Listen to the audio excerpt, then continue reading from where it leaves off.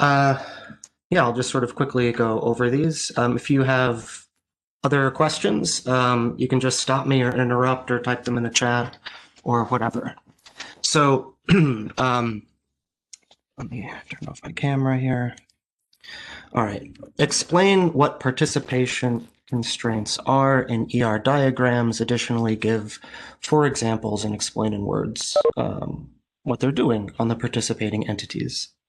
So participation constraints are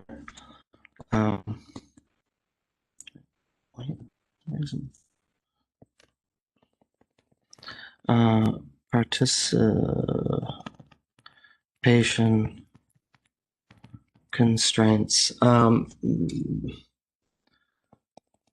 define a one-to-one, one-to-many, or many-to-many relationship between 2 entities, or something to that effect. I mean, you know, I'm not looking for exact wording here, but saying something coherent about these. There's 4 types of participation constraints. These 4. And this is unconstrained. That's the one-to-one. This is the one-to-many, and no, I'm sorry. This is exactly 1 and many-to-many.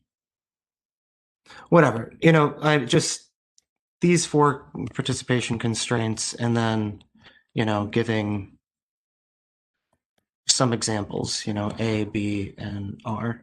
So here, A is unconstrained, so things can have 0 or 1 or many connections. Here, B has to have at most 1, but it could be 0 or 1, whatever. 4 examples like this.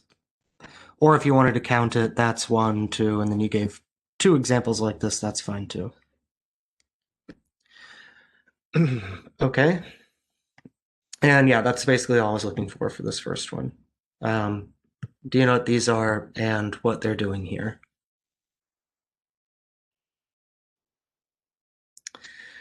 Okay, describe in words. I'll type this out. It'll be easier than my trash writing. Insert text.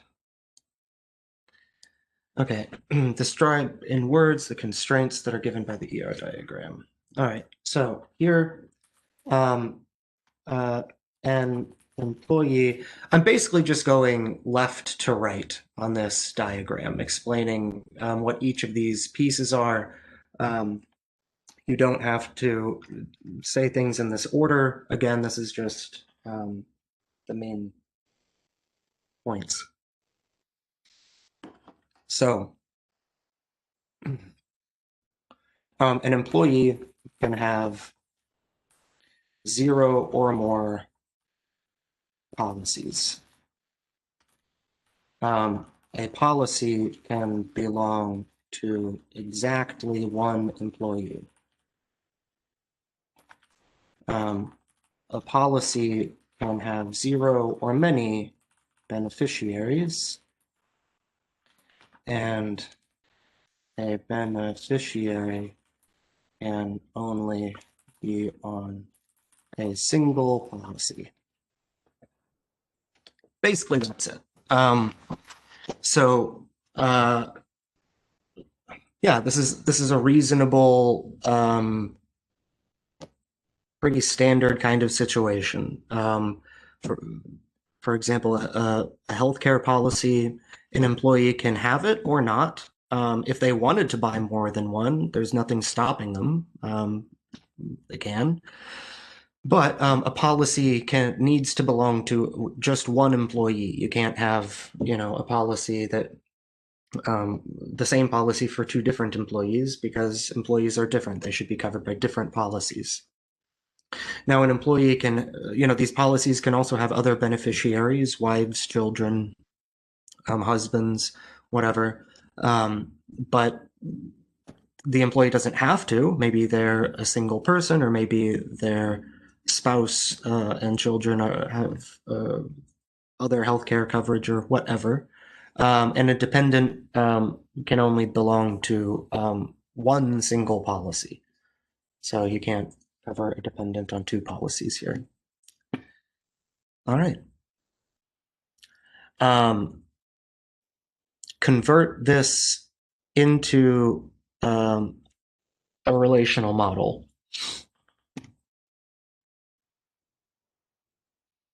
So here, you just need the schemas of the tables, basically. So let me go back to my pen.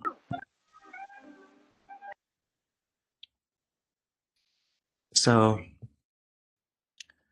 it's black. There's going to be an employees table, a policies table, a dependents beneficiaries table. The employees table is going to have a social security number, that's the primary key, a name, and a lot. So it's going to look like that. Policies has a policy ID, that's the primary key, a cost, and we'll relate it. Oh, sorry about that.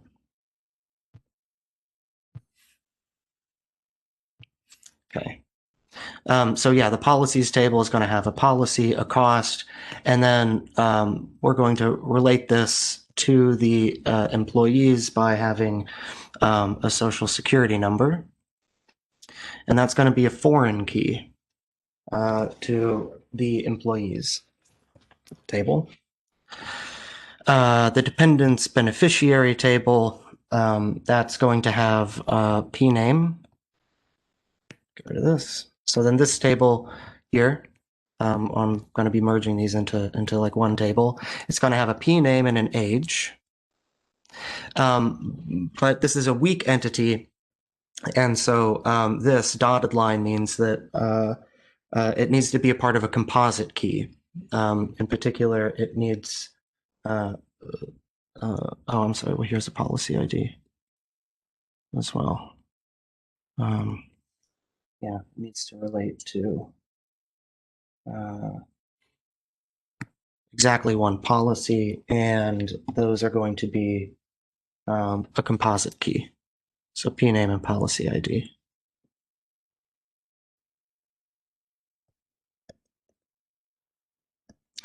And that's it. So yeah, if you had, okay, if purchaser was its own table, yes, you could also make purchaser its own table. In fact, here just for kind of fun, let's do this.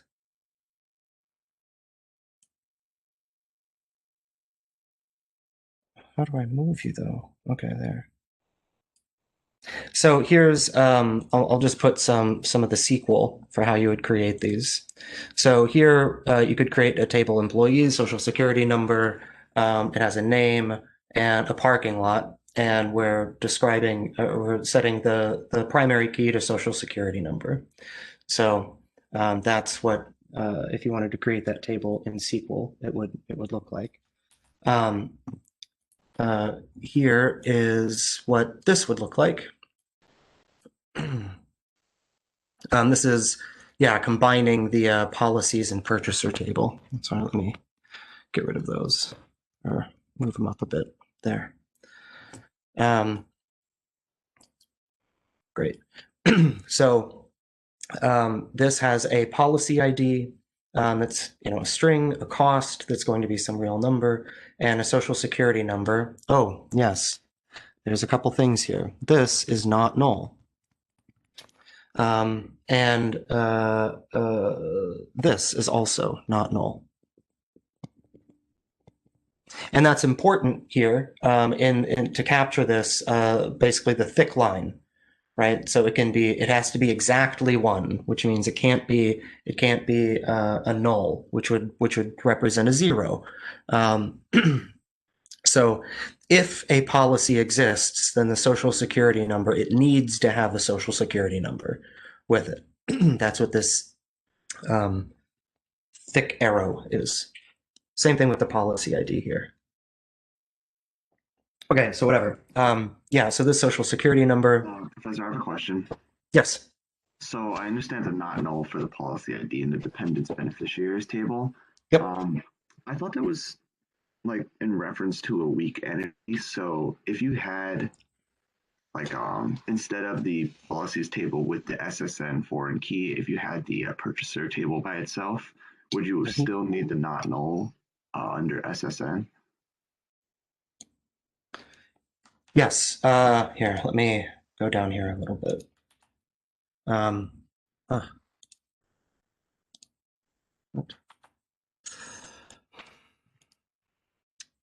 Oh, sorry, it's here.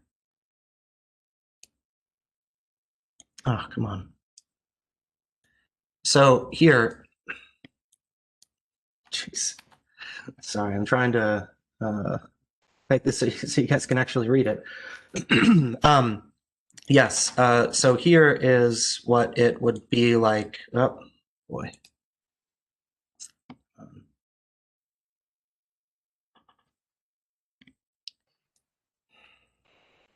Sorry.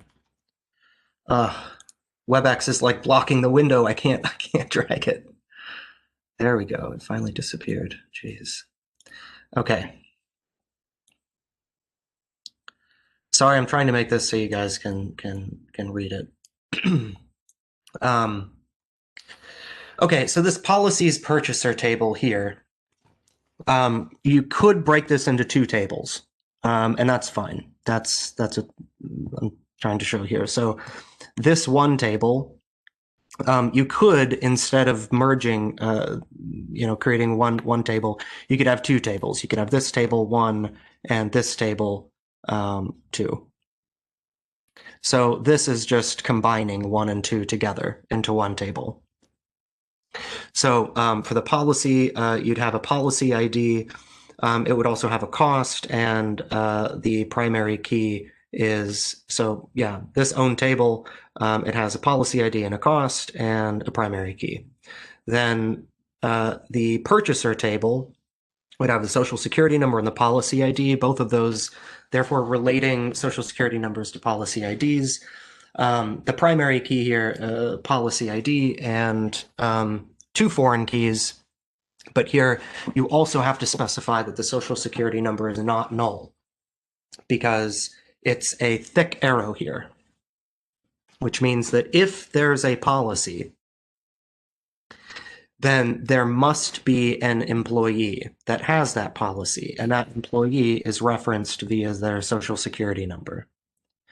So for the purchaser, they have to say that, yeah, if there's an entry with a policy ID, then there must be a social security number there. So not null. Okay, thank you. And yep. Another thing is, should there be an arrow from policy ID in the dependents beneficiaries table to policy ID in the policies table? Sorry, let me. Oh boy. Sorry, God, it's so messy now. How do I fix this? Sorry, can you say your question again? Yeah, it's okay. I just wanted to know the policy ID in the dependents beneficiaries table. Should there be an arrow from that to the policy ID in the policies table? Yes, there should be an arrow here. Okay, sweet, thank you. And one more thing for just want to confirm for question 1. Uh-huh. Um, if we did the like, if we talked about the participation constraints being like the unconstrained, exactly one, at most one, Yep. um, would that, instead of saying like one to many, Yes, or that's fine. Yep. sweet? Okay, thank you. Yeah. Yeah. Yeah. In fact, this is a little bit misleading because this makes it sound like that there's only three, but really, when you have two entities, A and B, that's what the relationship is. A has some relationship with B, but B also has some relationship with A. And so this one-to-one, one-to-many, many-to-many, those are actually applied to this part, the way that A connects to here. So this could be, for example, one-to-one, but B's connection could be a many-to-many. So there's different combinations. It might be shorter if you just said this is unconstrained. This means um, at excuse me. Yeah, at least one, at most one, exactly one. That might be a shorter way of saying it. Okay, thank you. Yeah. I forgot one last thing here, and I apologize for the mess, but you also need a on delete on cascade. So because this is a weak entity here, then if an employee leaves the company, if somebody with this social security number now gets deleted from the employees table, then that should have a cascading effect. And so it should also delete any beneficiaries who might be on some policy. Um, so this, uh, yeah, also needs a on delete cascade. You can see it. Maybe it's just easier to look at the SQL code here. Um,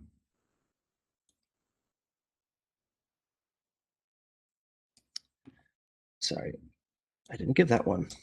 The dependence beneficiary table. Can I get rid of these? Perfect.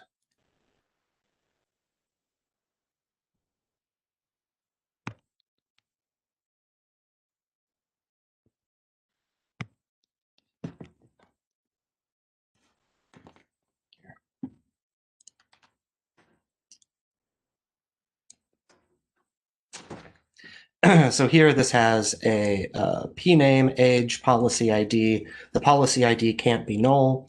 The primary key, again, this is a composite key.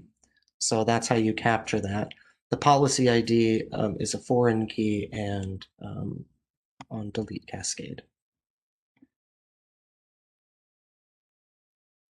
Okay. Whatever. Okay, I'm sorry for this one. This one, I'm basically just going to be giving credit for this because this is just poorly put together, and I apologize for that. This is supposed to be a question about division, and there's a couple problems. One here. What's the order of operations, so to speak? That's going to happen. These two things are going to be cross-multiplied. And we have a projection of S name. So once you cross-multiply these, then this relation is going to have, I'm sorry, the S name. That's from the projected sailors. And then it's going to have the things from the boat rentals, which is RID and SID. So after this cross multiplication, you're going to have some relation with these columns. Then you're going to try to subtract from that sailors, but sailors only has an SID and an S name. So you can't do a set subtraction because this cross multiplication has another one. So again, I'm sorry, it's my own fault. This should project just the SID. If you do this, then the cross multiplication makes sense because now the relation has the S name from the table sailors and the SID from the table boat rentals. And so here, yeah, so that's what it was supposed to be. So yeah, if this didn't make sense to you or this kind of thing. Also, I didn't even put a relation here. Of course, you need to project a relation. You can't just have this project operation without some type of input that you're giving it. Yeah. So again, apologies, but yeah, you won't lose any points for anything you put here. It was poorly worded on my part. It was supposed to be a question about division. You could still have answered this, why is it so much more complicated? But in any case, like I said, because this example that I gave was bad. Yeah, okay. This one is kind of interesting. So I sort of got two opposite answers. One answer that I've seen is that this returns the cheapest restaurants. Other ones is that this returns the most expensive restaurants. So interesting that we have students that are both, well, yeah, these are two opposite things. So I thought we'd quickly go through a quick example here. So let's figure it out. Is this returning the most expensive restaurant or the least expensive restaurant? And mind you, sorry, let me just real quick. When I, talking about relational algebra and how like these basic operations are the basic operations, and from those you can do other operations like the join. The join isn't a special command, it's actually doing other stuff. Set multiplication, rename, project, that, so like that, all of the other things that that you do can also be broken down into basic operations. This is either a minimum or a maximum. So if you have a list of restaurants and their costs, we'll figure out which one this is. But let's say that you wanted to find the restaurant with the lowest cost. Well, you could just say min and then whatever the number is. But how does that min actually work? Is it something special? It would be doing something actually like this. That's all. Okay. So I'll say we'll have a restaurant A, a restaurant B, and a restaurant C. And A is going to be the cheapest with a price of 1, B with a price of 2, and C with a price of 3. So C is the most expensive restaurant, A is the least expensive restaurant. Let's figure out what this is going to return.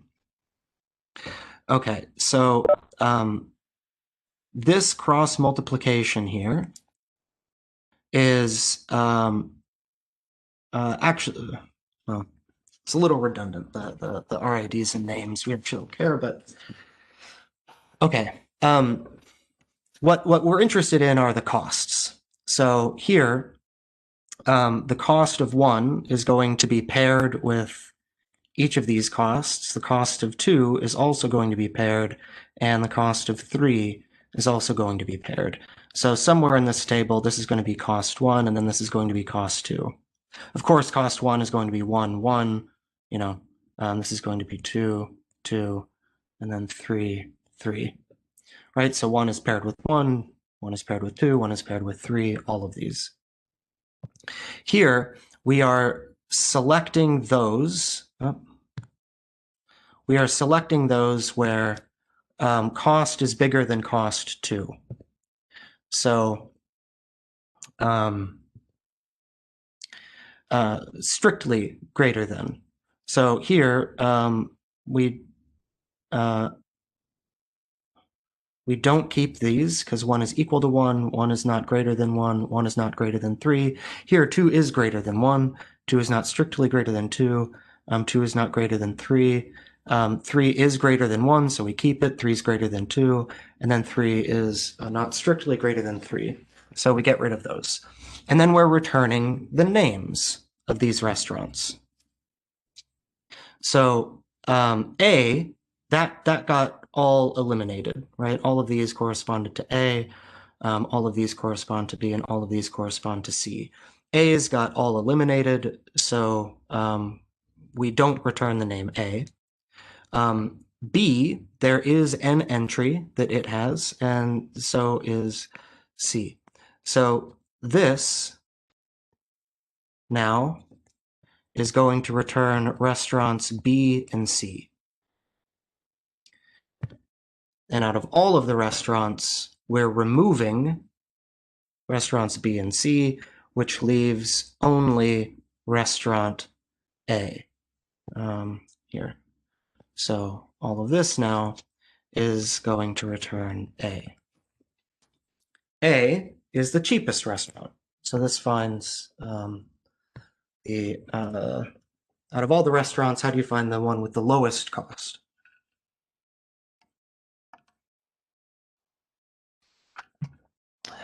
Any questions about that? Professor, I have a question about number 2. Yeah. But we can go back to that if people have questions, or like we can what's it called? Wait, if people have. I'll jump around. Okay, thank you. I just want to clarify. Okay, like the null and like, yeah, just the null and like also some of the primary keys. So for the beneficiary dependent like table, the primary key would be like policy ID and P name as a composite key. Just a moment. I'll just put the SQL code here because that should be easier to read. If I can select it this way, I think. Oh, no. This one. No. Okay. Purchaser. Oh, I don't want the purchaser table. Okay, so we have an employees table. What's your question about the not nulls? I think, okay, well, my first question was like for the beneficiary dependent table, like the primary key is a composite key between policy ID and P name. Oh, the composite key. Yes, that does need to be a composite key. Are you wondering why? Gotcha. No. I was just clarifying that that's what you said. And then for the nulls, I think I was just like I understand about the cascading part. Can you just explain like what cannot be null, and then also, I think I understand the justification, but more so like what exactly cannot be null. Okay, so here, 2 things cannot be null.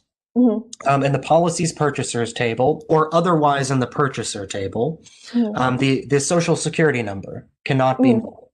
Gotcha. Because a policy has to have a policy holder, like it has to have an employee. So that can't be null, because otherwise there's a policy and who owns it? So that's not allowed. The second one is the policy ID and the dependence beneficiary table. That is to say that if there's an entry of a name in there, like a P name, then they have to be on some policy. Otherwise, like why are they in the table? So that, yeah, they are referenced via the policy that they're on. Gotcha. Whoever this dependent is. Okay, thank you. Yeah, and each of those not nulls are again coming from these thick arrows.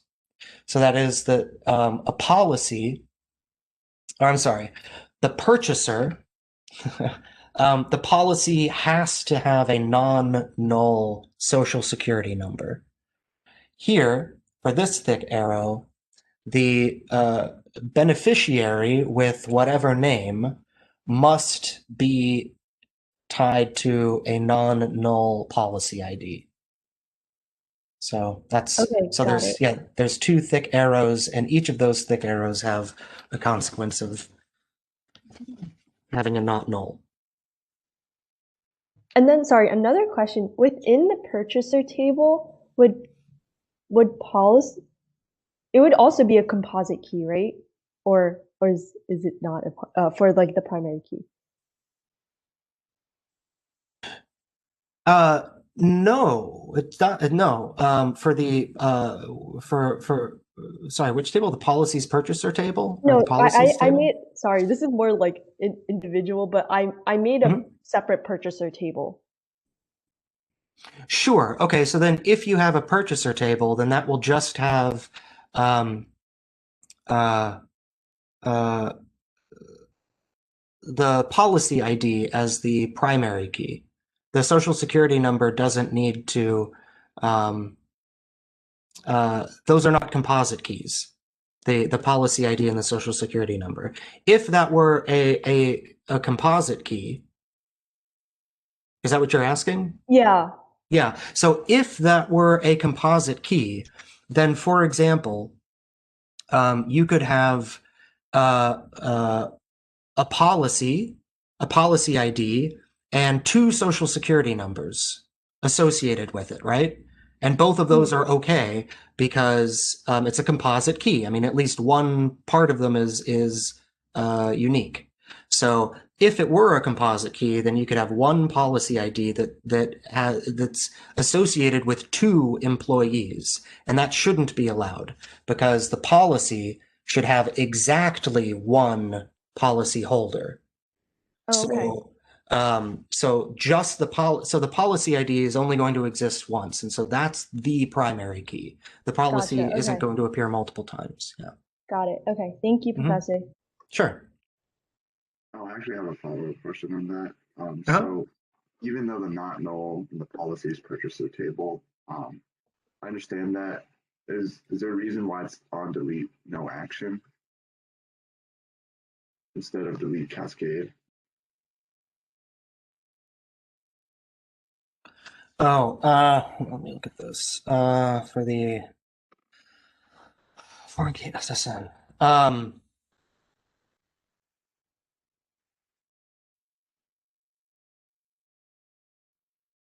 You could, I mean, so here it doesn't matter. I mean, you could do it either way.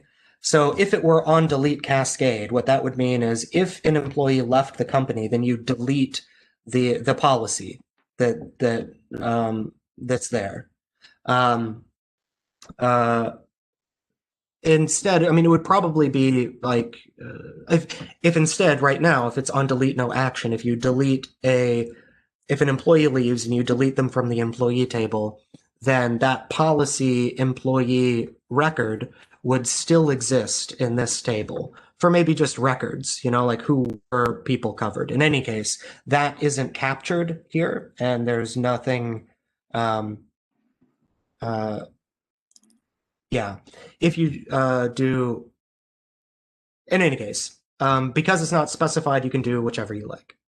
Okay, so in that case, then would there I'm just confused. What if you had on delete cascade? Wouldn't it basically be a weak entity then? That's right. If you did on delete cascade there, then that would be turning the purchaser agreement a into a weak entity. Okay. Or no, nope. I'm sorry. That's not right. That's not right. That's not right. Because uh uh yeah, because the keys would be different. It would be similar. I don't know. It's not exactly a weak entity, but it's very close to one. Basically, the only difference between the two is which is the primary key. Are you using a composite key or are you using a policy is tied to exactly one social security number. Okay, and so just to go back to what you were saying about the on delete no action. So you would want, if it was on delete no action, you would have to delete the policy ID, but you would still retain the SSN. So it would just be like a record of who was covered in the past. Yeah. Okay, great. Thank you. Yeah. I mean, probably if you're doing that, it would be better to, on delete, like go to some default value or to, I don't know, mark it somehow or to have another entry. In any case, this isn't, real world ready. It just captures some things. Thank you. Professor, I have a quick question. Was the SQL code that you're writing here part of question 2, or is this for question 3? Oh, this is for question 3. Okay. And I was just doing the SQL code. I mean, you could have also just drawn a picture or a table with, a table with these columns is fine. But, with specifying the foreign key, specifying whichever the keys are and stuff. Yeah. But yeah, now that we're introduced to SQL, then you can also represent whatever. I'm just doing it for good measure. Okay, got it. Thank you. Mm-hmm.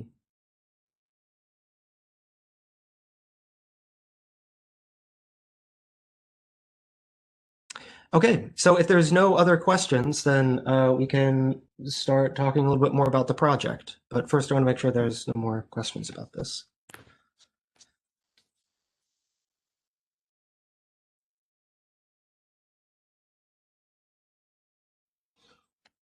Okay, so yeah, I sent an announcement. I don't know. I feel like that maybe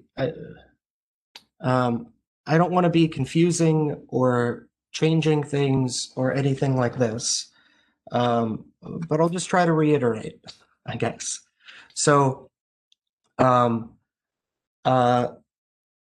hope that this class is something useful, or even if it's not useful, at least, well, I don't know, hopefully it's useful. Like you can, it's beneficial in some way. So I think that being able to have something on your resume, mentioning a class, it's a good thing. And having a project is a way to do that. And to actually have, so this is a business data management class. And so to actually have a database with information in it that you can query and that you can write queries to, you should have that experience in a business data management class, actually dealing with a database. I think it's good that if you make this database in the cloud, like cloud services are pretty standard fare these days, and there's a very good chance that you'll run into it. So it's nice to be able to say not only that you've heard of it, but also that you have some kind of experience with it.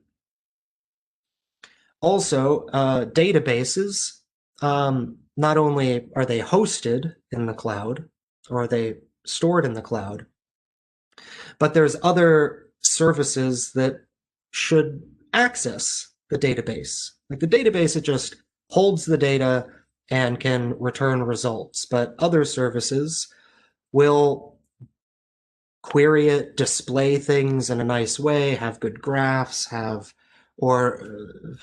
doing data analysis, whatever. There's other services that pull from the database.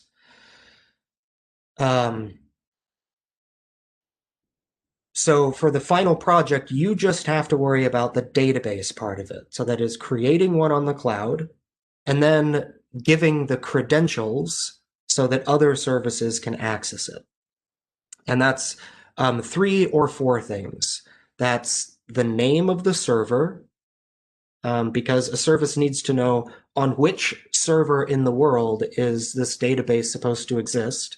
So, some server address. Potentially the name of a database. If this one address is hosting multiple different databases, then I should have the name of the one that I want to find, and then a username and a password, because databases just don't allow anonymous queries. Like, there has to be some user that's interacting with the database. So here you can create a username and a password for third parties, or give your own information, your own login and password. That's not very safe, but it will work, and that's it. So if you meet those criteria, you've done well on the final project. But there's lots of different variations about the way that this could go. There's some people who want to work in groups. There's some people who, like one, let me give a couple examples of some good project ideas that that I've heard. Students asking me if they're okay, and I think that, yeah, they're great. So one of them is taking a website where, for LeetCode. LeetCode is a website that gives programming problems. So, here's a problem. Can you write a quick program to solve it? Sorting numbers, finding, I don't know, lots and lots of different problems. So he would like to, in the database, have the number of attempted answers, the language that it's in, which companies have asked this question in an interview, and whatever, have like a big database about it. So this way, I guess you could query it, like, hey, I'm interested in interviewing at this company. What are the questions that they've asked before that are on the site? So then return those. And so just having a database with all of that information in it could provide a useful service if you wanted to expand on it. For example, yeah, you want to prepare for an interview, and which companies ask these questions, or I want to get better in C++. Which of these are C++ specific, or whatever. So that's fine. There was what's another project that I heard of? Oh, languages. It's like a dictionary, basically. So, I'm assuming it's just two languages, but here's the word in one language. This is its translation in another language, and I guess, I don't know, other attributes, whether it's a noun or a verb or whatever extra stuff about these words, and that's fine. Yeah, that's another database. It has useful information. People could query it, not only for direct translations, but maybe, well, it depends on the other information that they have. So that's fine. Now, for example, for the student who wants to do the LeetCode thing, I think that's a great idea. I think, sure, if you have a database that has that kind of information, that sounds great. Now, I don't know how acquiring that, maybe it takes a while to acquire that information. Maybe the student needs to spend 10 hours, I don't know, building a web scraper, or like finding, I don't know, whatever it is. Like, maybe acquiring that data is a real pain. But now that it's here, it's in the database, and fine. So they spent more time on the data acquisition part. So that's great. They can write more about that. Other students might be more interested in doing exploratory analysis. So that could be, I'm interested in this data. I have some questions about it. So throw this, put the data in a database. And then I made a couple queries where I wanted to see if this was true, or what kinds of people do this, or I don't know what kinds of questions they might be curious about, but maybe that's what they do. The data is readily available. It was easy. It didn't take a whole lot of time to find, but they, spent some time trying to figure out, I don't know, answer some questions that they had. That would be fine. And that doesn't take a lot of data acquisition effort. Or maybe it's just that you kind of want to play around with it. Like you want to take some of these queries and it's more of a toy data set, but you're more interested in like the theoretical parts of the queries. And so like the data itself isn't really that interesting, but yeah, I don't know, playing around with, well, like, you know, in the homework, now you know that you can realize the minimum function. So maybe you want to figure out how could I do a maximum function? And so you're spending time thinking about that. In any case, there's lots of variations. I'd be happy with many of them, probably all of them. The thing that you'll be graded on is fairly simple and not that hard to achieve. You need to have a database on a cloud service and give me credentials to access it. And then also talk about like what you did, you know, because it's not going to be identical for each student. So, yeah.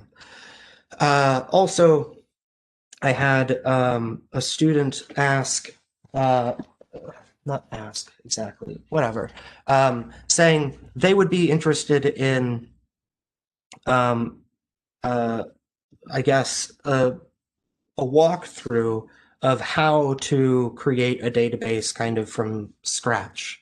So that is, I guess you start when it's empty, creating a table, inserting entries into it, and just, you know, even if it's sort of simple, showing what each of those steps one by one are on Azure. I'd be happy to do that if there's, I guess we'll be meeting again on Thursday. That'll be our last class. I could go over it then, or I could create, I don't know, record a separate tutorial and just myself talk out loud while I'm going through stuff.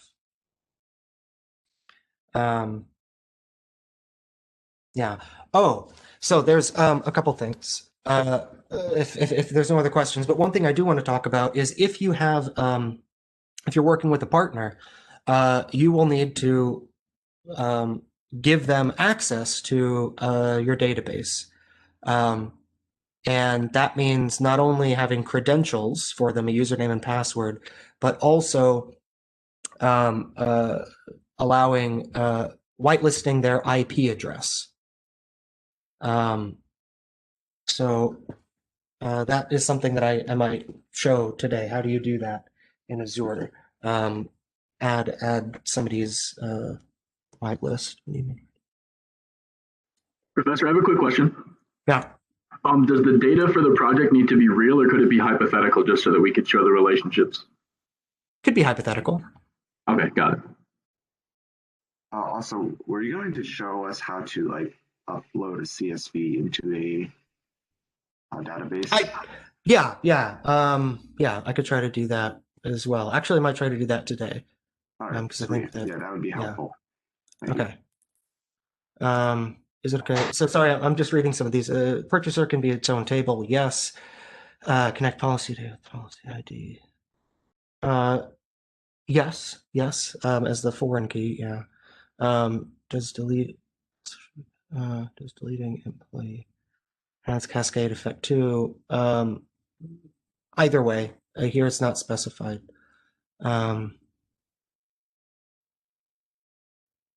I'm not sure what this question is. There isn't union compatibility here, right? For the set difference. That's right. Nor would there be union compatibility, right? Yeah, this is in relation to this question here.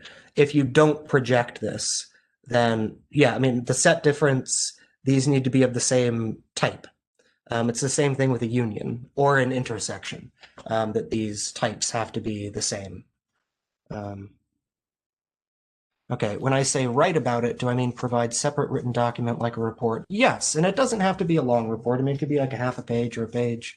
I mean, just, yeah, saying, instead of just, I guess, the credentials to access your database, yeah, something small that's written about it. Since we do we need to have Bash terminal or download Homebrew, because I'm not able to do so. Okay, so you can do everything through a browser. That might, for creating a database, that's fine. Maybe even easier that way, but when you're interacting with a database, depending on the way you're doing it, it could be more cumbersome. Also with things like uploading a CSV file, I don't think you can do that, or uploading data via a CSV file. I don't think you can do that through the browser. You have to do that via some application that's local on your computer. You can use an IDE. I might show VS Code, which is a popular free one by Microsoft. So the point of having a Bash terminal is so that the Bash terminal part isn't important. For Mac, you need to install the Azure client, and that you install via the Bash terminal on a Mac. And I know you can do it through Homebrew.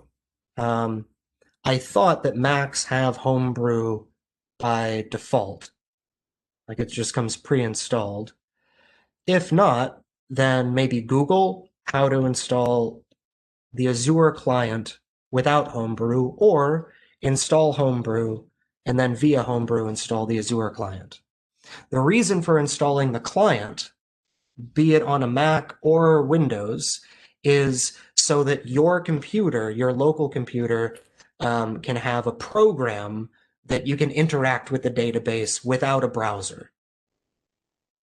And so that will be, for example, if you have a CSV file on your computer and you want to extract information from the CSV file and put it into the database, you'll be doing that on your local computer through some program. There's probably ways that you could maybe do it doing it all through the web, but it seems like that might be more trouble than it's worth. So on Windows, you can install the Azure client through that MSI file. You can use a graphical installation tool, and or you can go through the command, what do they call it? Not the command prompt, the PowerShell, and install it that way. That will also allow you to locally on your computer create, manage, do whatever you want with the database without the browser. But for actually creating the database and setting it up, maybe that is easier through the browser. Once you add the client IP, do you just share that information with your partner? So the IP, okay, I'll try to be quick. There's you're in the cloud. All that this means is that there's some physical computer with a physical hard drive that you have been granted access to. Now, this physical computer is accessible via the internet, but you don't want anybody to have access to it. You want only people who should have access to it have access to it. So it's behind a firewall. A firewall is a program that the physical server sits behind, and the firewall will only allow certain connections through to the database. And so the firewall will allow specific IP addresses through. So when you first create your database, it will, on whatever local computer you have, it will take your IP address and then add it to the whitelist on the firewall. Now, if you have another person who you're working with, then you must also add their IP address to the whitelist in the firewall. So that way, both of you can get through. So whoever the partner is whoever doesn't have their IP address on the firewall whitelist should have it added. Yeah.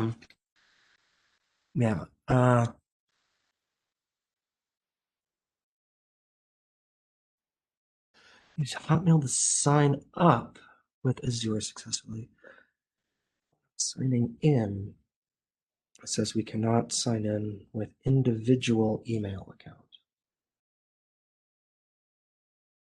So I think it was the last class that was saying that if you use your Connect account, so for example, I have a Scarlet Mail account, but for the Azure, I'm using my at business.rutgers.edu email, which connects to my Connect, like whatever this Office 365 thing is. If you have access to that somehow, some people are, I don't have like an OIT address or something like this. I know that that works. If you have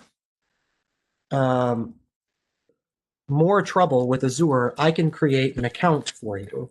That is, rather, I can create an empty database and then give you the server name, the database name, a username, and user password, and I can whitelist you to it. So that way, you know, you can go through my credit or whatever.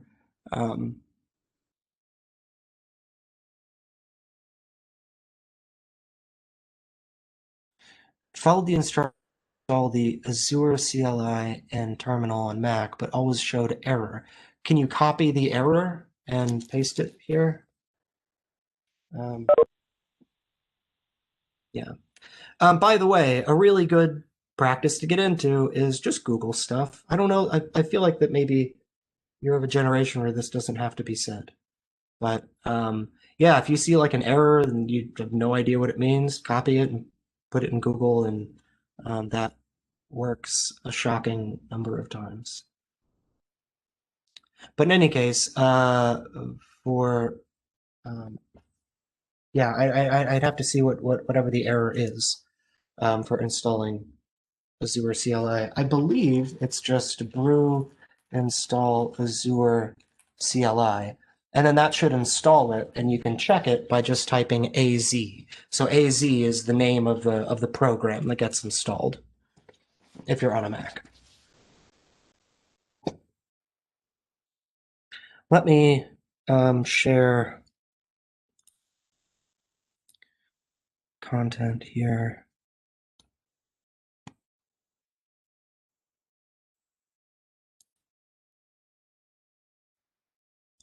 Okay.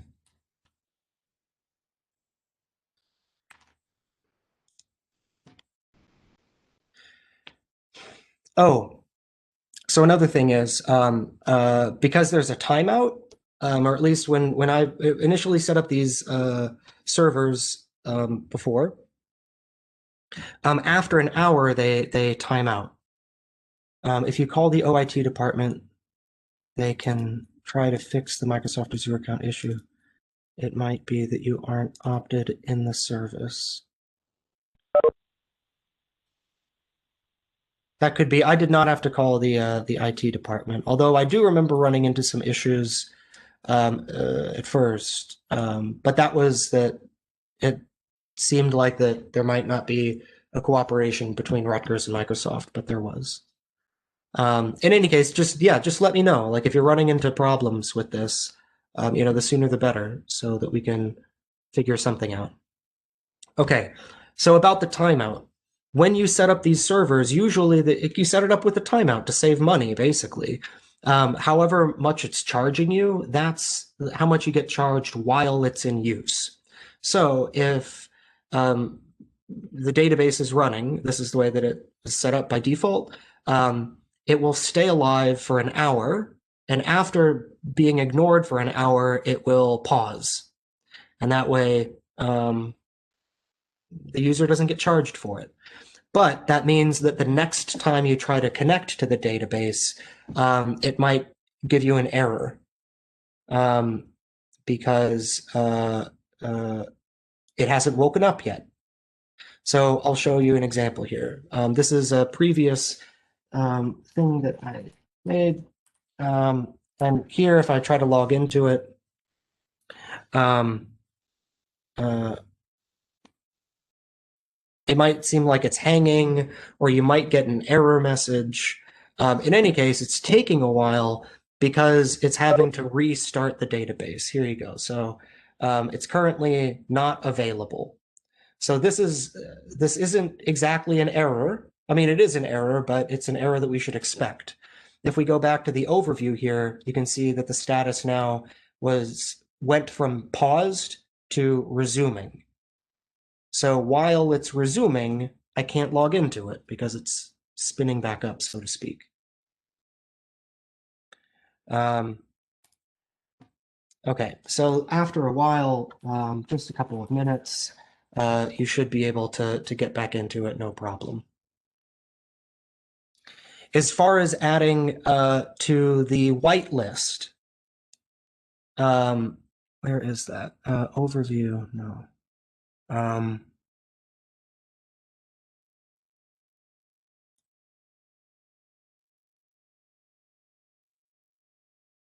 Where is that? Maybe just.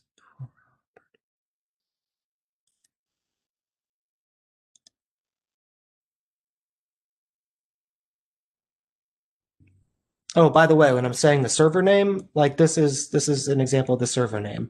I could give, this login and a password, but you can also just create a new user. Where is this? Maybe. Here you go. So an overview here, set server firewall. If you click this, these are the whitelisted IPs. That happens to be the IP address of where I'm at right now. You can find it very easily. You can Google, what is my IP? And it'll tell you it there. This is assuming you're not behind a VPN. If you're behind a VPN, this might not be reliable. But in any case, this is the IP address of where I'm at. And you can see that I was added by default. Now,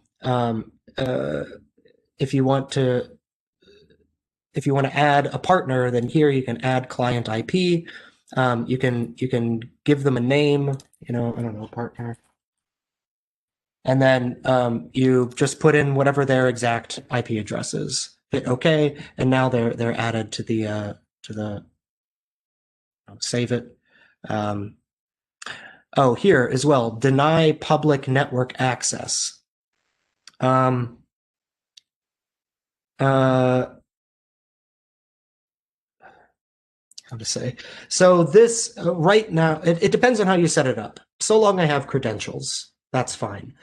Those credentials could be that only people with a username and password can log in. Other types of credentials are you could create a generic type of credential that like a web service could ask for. And then the web service gives you not a username and password exactly, but they give you like the equivalent of that. But it's not for an individual, it's for a service. Whatever.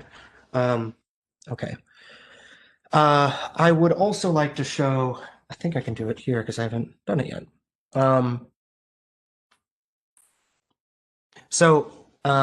Yeah, how to do a CSV really quickly. One thing, Professor, before you do that. Yes. Could you just one more time show how to resume your database? Or like. Oh, I mean, just, so here, sure. All that I did is in my SQL databases, went to one, and then I just went to the query editor preview. Like I want to try to query it, and then I tried logging in. Because in order to query the database, yeah, otherwise, here in overview, let's see, activity log. There should be some way you can manually make it go to sleep and stuff. Sweet. But yeah. Okay, thank you.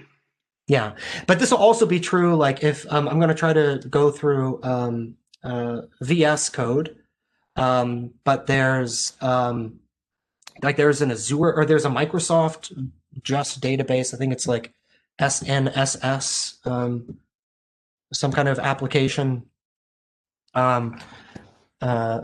Yeah, once these are set up, it might be a similar thing where if you haven't been working on the database and then you step away and you come back the next day, that when you try doing it again, it'll seem like it's hanging or not responding, and that can be normal. That can be expected. Just wait a few minutes. If it, if 5 minutes, 10 minutes go by and you still can't connect, that's a problem. But if it's 1 minute, that's nothing to worry about. In fact, it would be expected.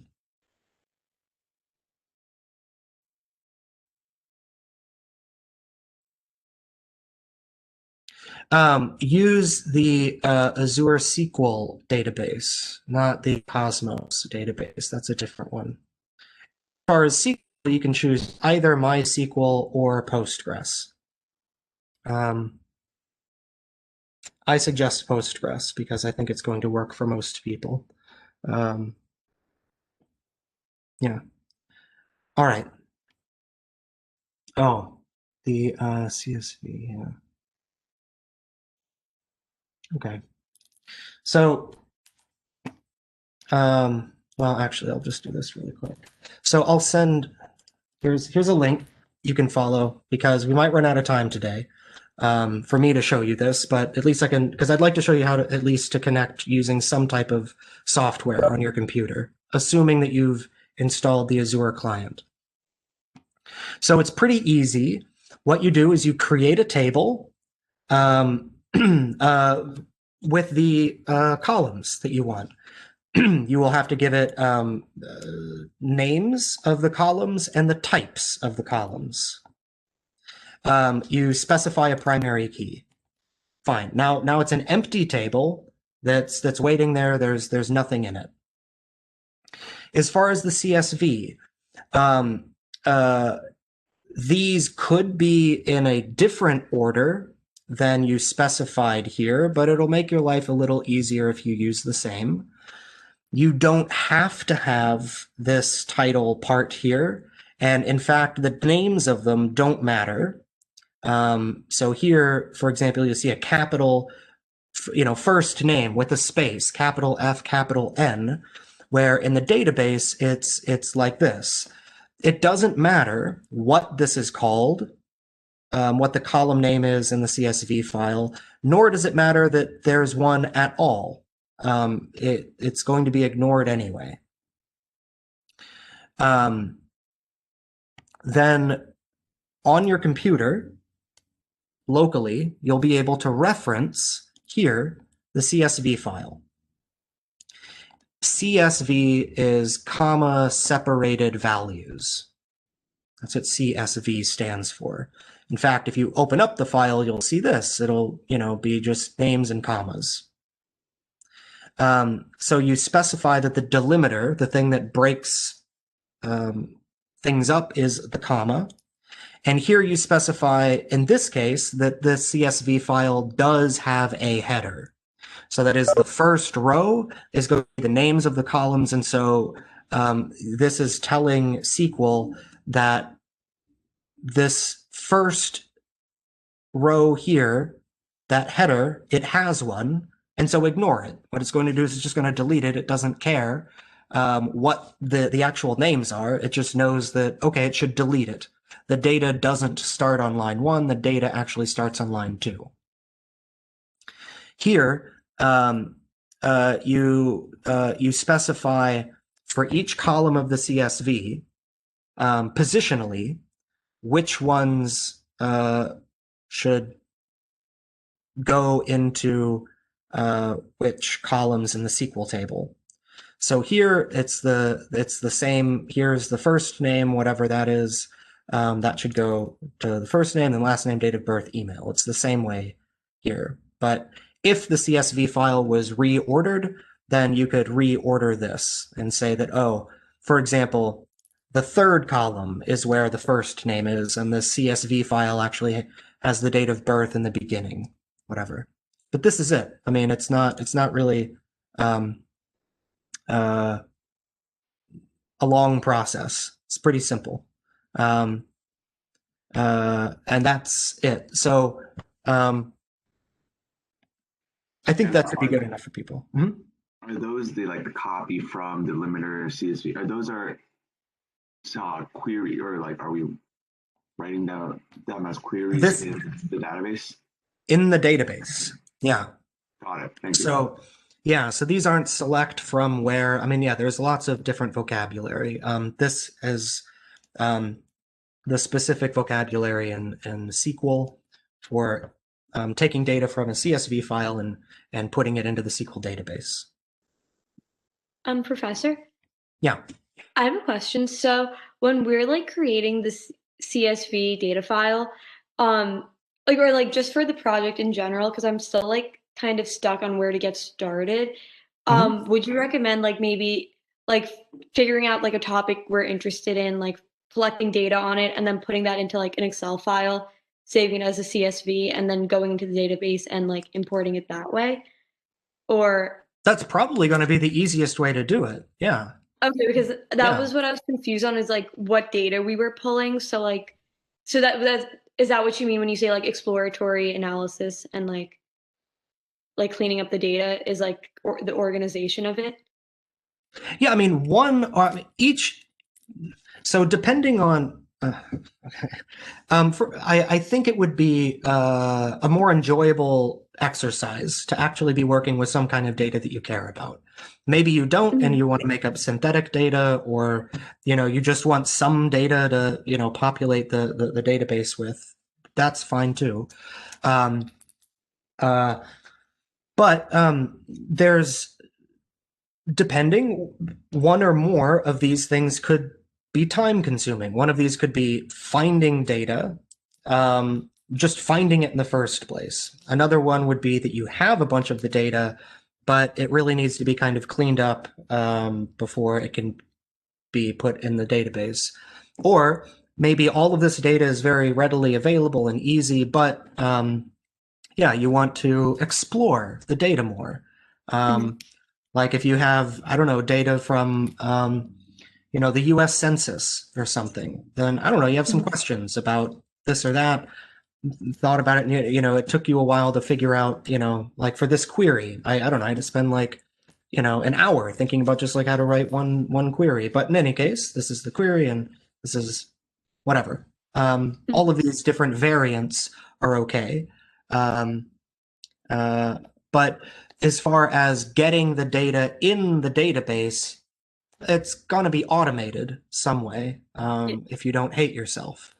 So if automating that is first putting it in a CSV file in whatever way is, if that's convenient, then great. Put it in a CSV file and then getting the data from the CSV file to populate the database, that works.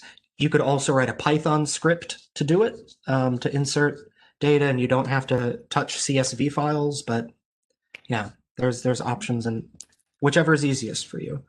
Yeah. And then last question, I guess, is once it's in the database, is that kind of the goal of the project, is to get the data into the database, or is there more you're looking for once it's in the database? So I guess it kind of depends. Okay, so what I would not particularly like, I guess, is if somebody just because you could finish all this in 10 minutes, what's a CSV file with a bunch of data? Okay, create the database. All right, run this command, the thing's there, and here's how you can access the database, and done. Could do that. I don't know. Maybe some people will. I hope not. I mean, I'd like it to be something more substantial than that. But okay, and then we would basically kind of write a little write up on what kind of took a long time in the process that you went through. Yeah, and it doesn't even necessarily have to be yeah. I mean, just what you did in the project. I'll put it that way. Okay. And again, I hope it's not frustrating for students that there's I don't know, I'm trying to, I guess, do two things. I'm trying to be really flexible, but at the same time give, I guess, some type of guidelines so people don't think that they're completely lost on what I'm looking for or something. Yeah, no, I think this was helpful. Like, I think I got a little bit more direction onto like on how to get started. So thank you. Yeah. Yeah. I mean, yeah, like I said, even if it's just, like simple blah, blah data, and then you're trying different queries from class and, seeing how they work, making sure that I didn't lie to you. Like this is, you try an actual join and then you write it. And I don't know, like you could time things, how long certain queries take to run. I've said that you can do cross multiplication, right? You could do that for some queries, might not be the most efficient. Maybe that's just what you do. You just have, small data and again, yeah, just spend time. The actual setting up of the database and giving the credentials is very easy. And that's like 90% of once you do that, you shouldn't worry about my assessment of your work, I guess. But yeah. Okay. So it's 11:40. You guys don't have to hang around. Actually, I'm wondering. So I could set this stuff up. No. Okay, I'll let you guys log off. I'll record later today me creating a database, populating it with some CSV data, and make that available. Or if not today, like sometime very soon, today or tomorrow. Just one more thing. I know you said that our projects are due on the December 22nd, but one of my teachers said that they had to have grades in by December 22nd. So I don't know if that's Thank true you. for this class as well. Yeah, that's not my understanding, but I can double check. Okay, I was just wondering because another teacher said that. So Okay. yeah, just want to let you know. Okay. Okay. Thank you. Thank you very much. Yeah. No problem. Mhm.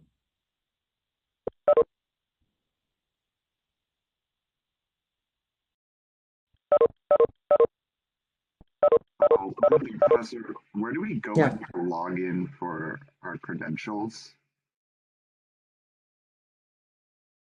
You go to log in with your Like, credentials. Log into your Azure account? no, like what's like in your database, like how we had to make credentials that you said we'd have to like give to you at the end of the project. Oh, Where do we actually like input those credentials? so I guess there's three options. You could just give me your own username, password. Oh, yeah, I meant like in the actual database, like Yeah. would we like where do we use it? Like what's the purpose of the credentials? Um,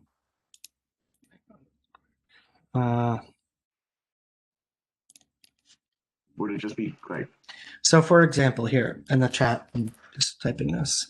That is how, from the database, you can create another user.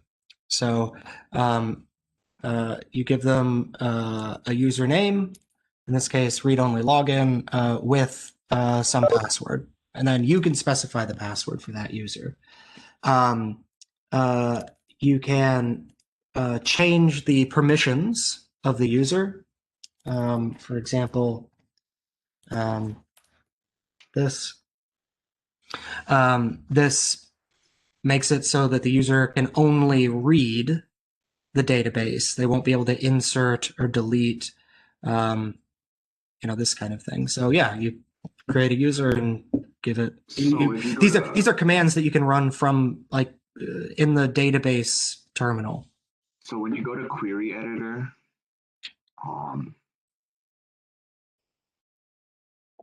yeah, let's see.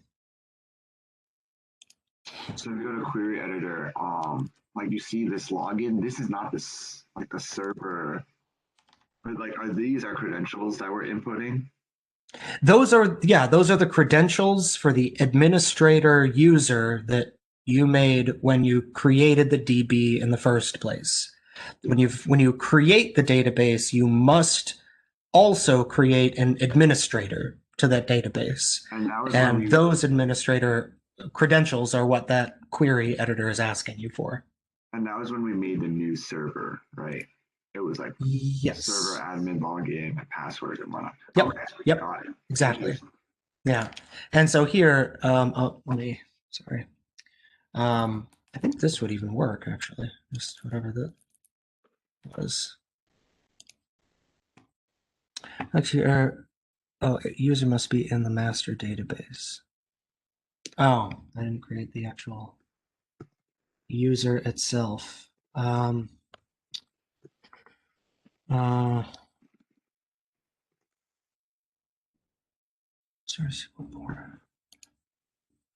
think I'm good, Professor. But okay, yeah, good. All right. Have a nice day. Yeah, sure. Yeah, you too. Yusha, yes, so that's my backup plan for students who, for whatever reason, are having trouble creating an Azure account. I guess that there's some students who I don't know exactly what the issues are, but if they're having problems, then I can create an empty database with usernames and passwords and then give them to these students so that way they can manage the database or manage a database on the cloud. It's just for whatever reason they wouldn't be able to create it. So for students who have trouble with the Azure account, I can create something for them. That for our Azure account, we can't create an account by our school email, but we can log in with the school email. But but on the other side, we can create an account by our personal email, but we can only log in for personal email. So it causes trouble to create it and log in with it. I don't know whether others face the same problems, but maybe we can only use the email like employees, but we don't have like the business email or anything like that to create. So with your student email, you say you're able to log in. No, we can't create account with our school email, but we can log in with it. We can only use our personal emails to log in. What does that mean? To log in where? Log in with to use our the account we have already created to log in, but we can successfully log in with it. But I mean, to log in where? To log into the Azure portal, or is that logging with the? I see.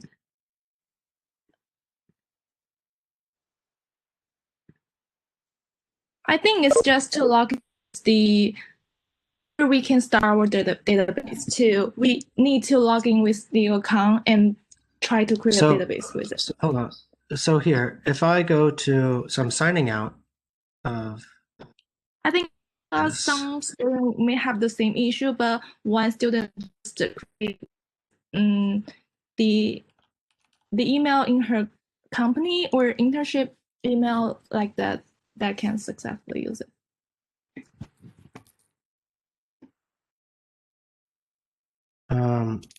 Let's see, Azure login. So I've logged out of Azure. And okay, sign into Azure, fine. And you're saying that you can log in here. We can create, but we can log in. I think some students may have the same issue in the comments. I don't know. Sorry, let me read the chat here.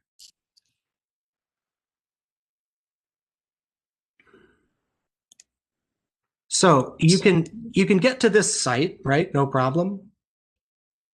Azure at Microsoft.com. Yeah. Okay. And now when you try to sign in, you're using which account? So you can successfully sign in with some account. So which one can you successfully sign in? The Microsoft account is different with the Azure account. I have already created the Microsoft account, but for the Azure account, it's a different story. It's I think these two are not connected with each other. The Microsoft Right, the account, Microsoft account, yes, and yeah, that's right. Yeah. Okay. So you have what? Just a Scarlet Mail email address? Is that right? What's your student email? Same problem. I'm sorry. The school email is the Scarlet email. Yeah. Okay, and that's your only email address that you have through Rutgers? Yeah. I think lots of students may have the same issue is if they are now the employees for a company or they don't have the business email to create. Okay.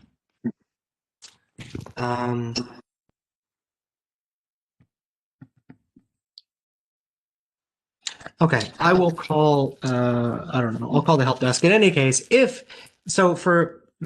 that case, I could create, as I said, an empty database. I can create a user for you, and that way you or anybody else in the situation, you'll be able to access the database and do whatever you want with it. I'll basically just give you, administrator privileges to an empty database that I created, and you can do whatever you want with it. But let me know what your IP address is, because as I said, if I'm, for an empty database, I need to give,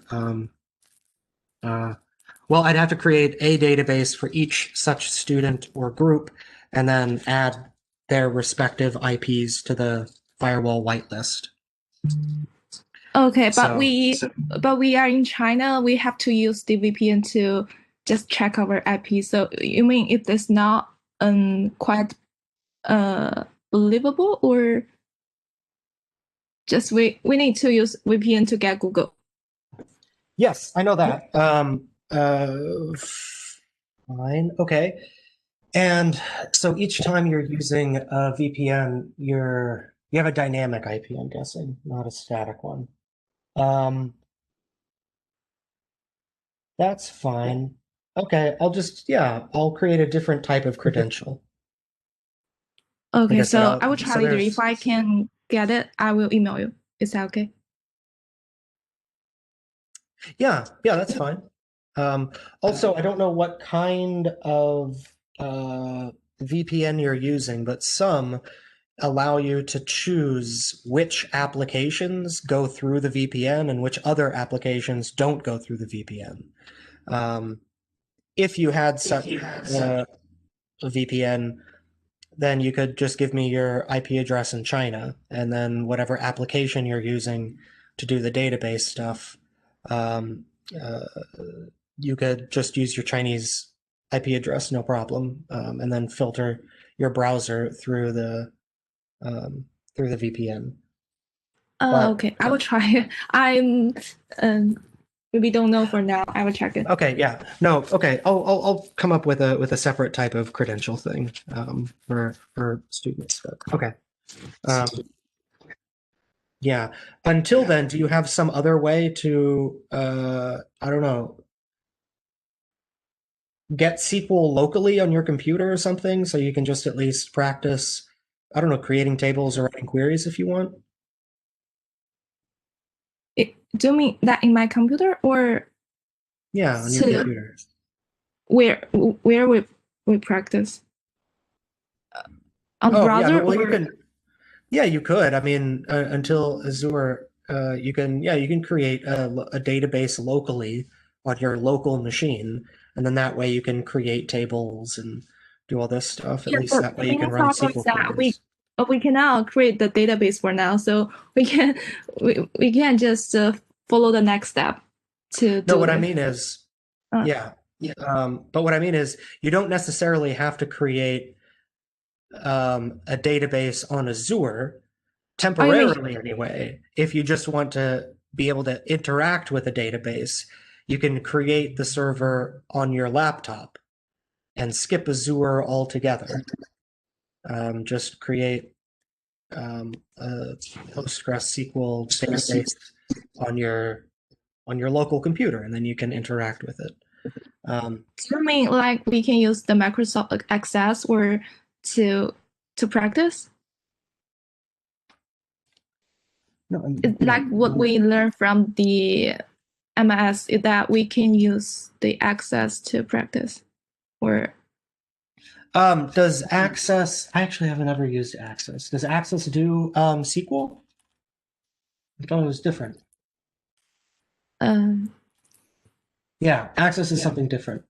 What you can do is, let's see.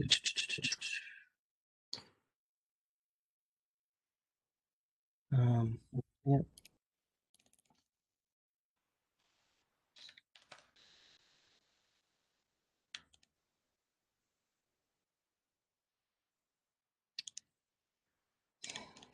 Here. I mean, you can actually install a SQL database on your computer. For example, Postgres. So the database itself will be hosted on your own hardware. You know, when you're making queries and it's accessing the disk drive, that's your disk drive it's accessing. With Azure, that you're just creating a database on a computer that's physically located somewhere different.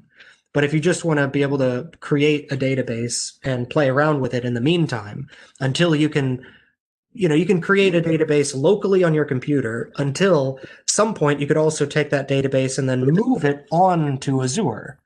Right now it's on your computer. You can create tables, insert data, make queries, assuming that the database isn't very big. And then if Azure starts working, then you can just take the database that's on your computer and then push it, copy it to the cloud. okay, I will try it later. Okay, I'm also sure. having some problems that install the Azure client from the terminal, but you mean that I can check it in the Google to find what the problem is. Well, I so will show the error for the Python 3.8. I tried many times and it's just error for the Python install. I don't know, but I will check it in the Google. Can you copy and paste it? You're on a Mac? Okay, but No, I'm asking, are you on a Mac? yeah, I'm on the Mac. Okay, and so when you try brew install Azure-CLI, Yeah.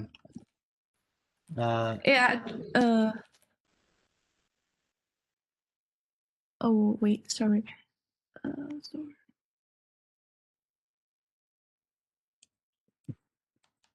Here, I'll copy the command again.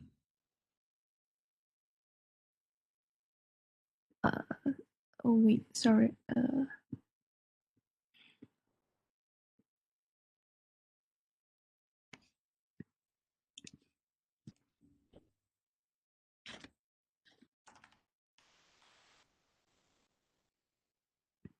Oh, I got it.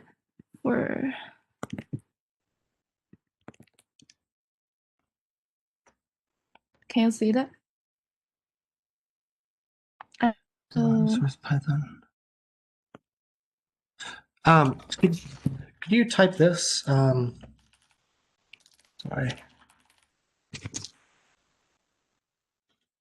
Let me know what it outputs.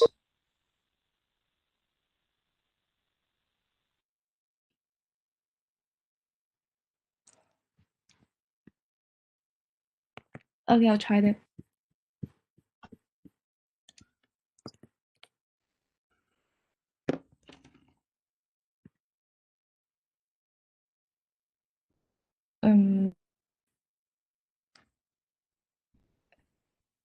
It showed nothing.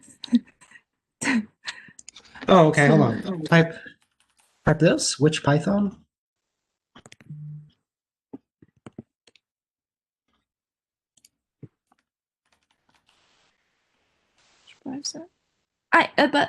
But I have already accessed the Python 3.9. It's already successful, but only Python 3.8.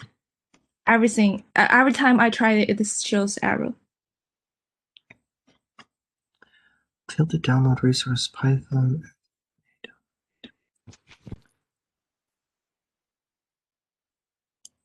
Hold on.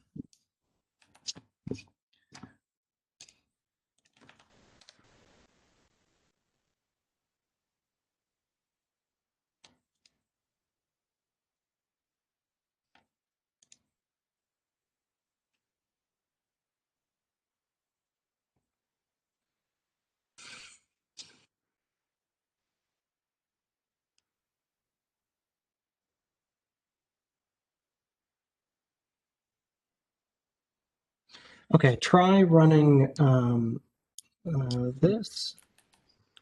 One. Oh, I've tried it before. I have tried it before, but it doesn't work. I find it someone shows on the Google to fix that problem, but it doesn't make sense. So I don't know what to do to install that because it's unsuccessful. So every time I just put the AZ and it shows that it does not have that command to. That's because you're not installing it. Yeah, that AZ command gets installed Is through that because I have already I already have the password, the app in my computer? I don't know. Is that conflict with each other? You I have already have what password in my installed? computer. It's Try term. no, that should be okay, I guess ish. But can you try running this command really quick? ls/usr local opt python at 3.8 bin. Okay, I'll try it. Just so we know if it outputs anything or nothing. It's just running.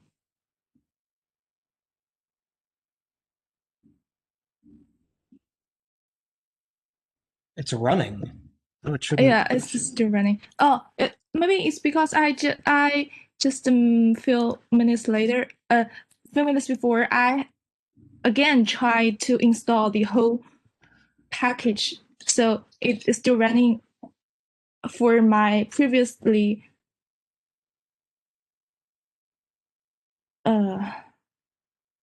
It's still running, but it shows nothing. Okay, so yeah, you can hit control C. Whatever, you can cancel it. I mean, ls isn't a command that should be running. It should be like lightning quick. It shows no such files or dictionary. I'll try to. I just wanted to know basically, does this exist? No, it's no such file or dictionary. But okay. If I try the brew point install pattern, it shows that I will copy for you. It's because 3.9 already exists, but just for the 3.8, it can work.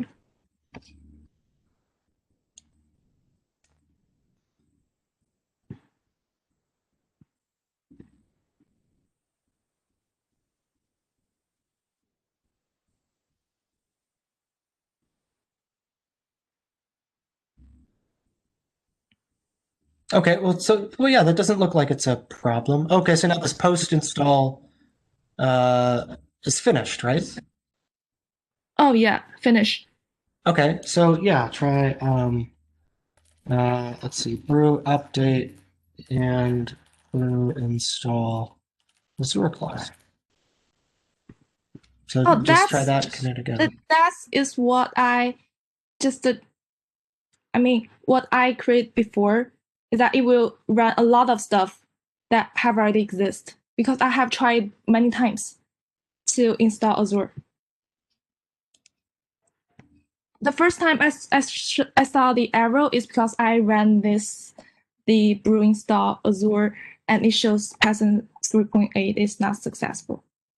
So all of that can't work for the next step. I think post installing, okay, do this again on your terminal, Python version.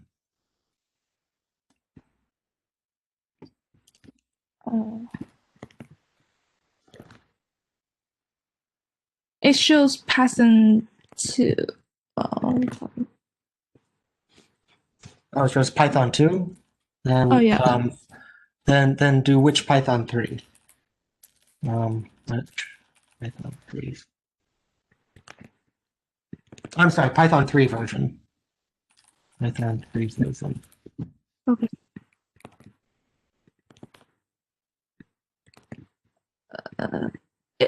It shows Python 3.8.1.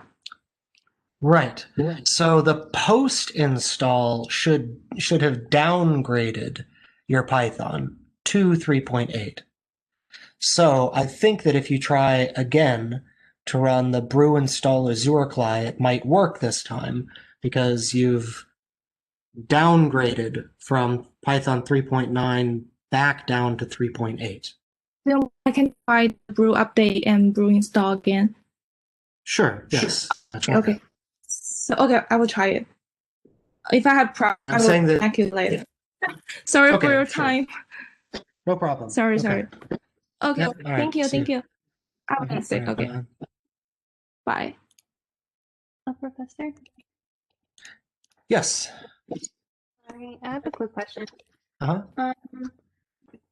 When are you gonna upload this, I guess like this video? Because I missed like the first 30 minutes of class.